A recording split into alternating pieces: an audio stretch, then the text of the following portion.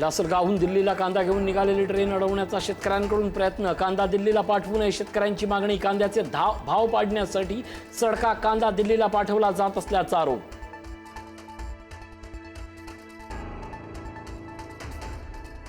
किती नाही म्हटलं तरी देवेंद्र फडणवीस यांना केंद्रात जावंच लागेल, संजय राऊतांचा दावा। अमित शहांबरोबर फडणवीसही काम करायला तयार नाहीत, राऊतांचा टोला।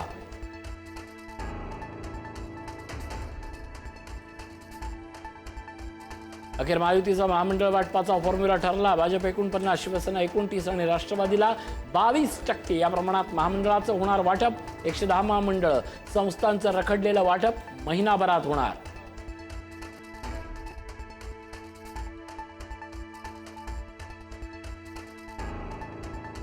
पुढारी न्यूजच्या बातमीचा दणका। एमपीएससीची औषध निरीक्षक भरतीची प्रक्रिया रद्द। पेपरफुटीच्या आरोपानंतर महाराष्ट्र लोकसेवा आयोगाचा मोठा निर्णय। चौकशीत एका उमेदवारास प्रश्नपत्रिका मिळाल्याचं प्रथम दर्शनी निष्पन्न।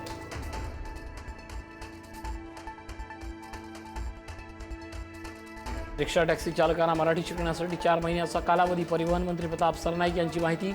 मराठीचं प्रशिक्षण देण्याचा उपक्रम पुढेही सुरू राहणार, सरनाईक यांची माहिती।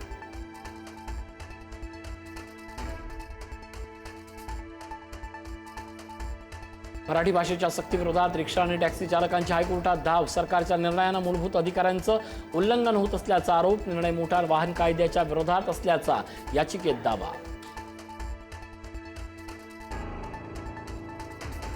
पुरेश्वर मूर्ती दुर्घटनेप्रकरणी मोठी माहिती। मूर्ती कारखान्यातून बाहेर पडल्यानंतर अवघ्या 150 मीटर अंतरावर मूर्तीच्या पाठीमागचं वेल्डिंग तुटलं। पुन्हा कारखान्यात आणून केलं होतं वेल्डिंग। मूर्तिकार अनिकेत देसाई यांचा जबाब।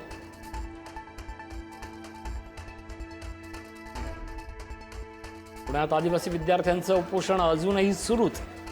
एक मागणी मान्य, इतर मागण्यांवर आंदोलक विद्यार्थी ठाम। प्रवेशासाठी वयाच्या अटीला स्थगिती।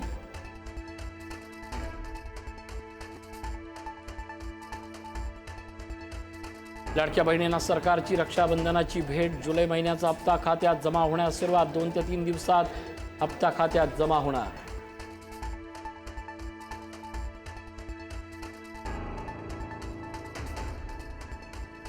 नागपुरातील काँग्रेस नगरसेवक शुभम मोटघरे यांच्या घरावर मध्यरात्री गोळीबार। कुटुंब घरात असतानाच गोळीबार। सुदैवानं कुणीही जखमी नाही। गोळीबारामुळे घराच्या काचा फुटल्या।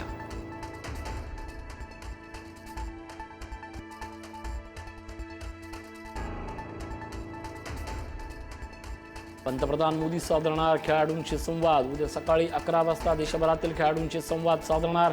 खेलो इंडिया डायलॉगला मोदींचं व्हिडिओ कॉन्फरन्सिंगद्वारे संबोधन।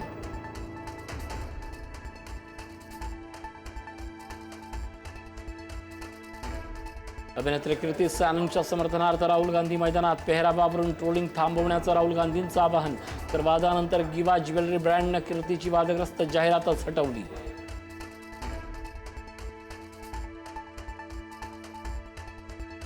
नेपाळमध्ये पुराचा हाहाकार। रसुवा जिल्ह्यात भोटेकोशी नदीला भीषण महापूर। पुरानंतर बेपत्ता झालेल्या 291 परदेशी नागरिकांमध्ये 105 भारतीयांचा समावेश।